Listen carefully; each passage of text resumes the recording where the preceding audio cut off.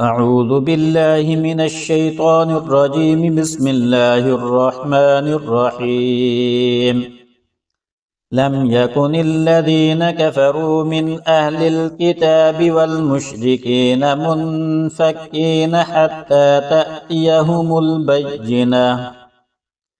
رسول من الله يتلو صحفا مطهرة فيها كتب قيمة وما تفرق الذين أوتوا الكتاب إلا من بعد ما جاءتهم البينة وما أمروا إلا ليعبدوا الله مخلصين له الدين حنفاء ويقيموا الصلاة ويؤتوا الزكاة وذلك دين القيمة.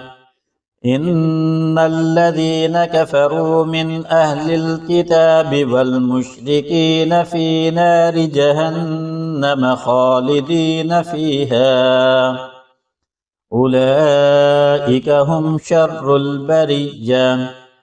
إن الذين آمنوا وعملوا الصالحات أولئك هم خير البرية. جزاؤهم عند ربهم جنات عدن تجري من تحتها الأنهار خالدين فيها أبدا رضي الله عنهم ورضوا عنه ذلك لمن خشي ربه.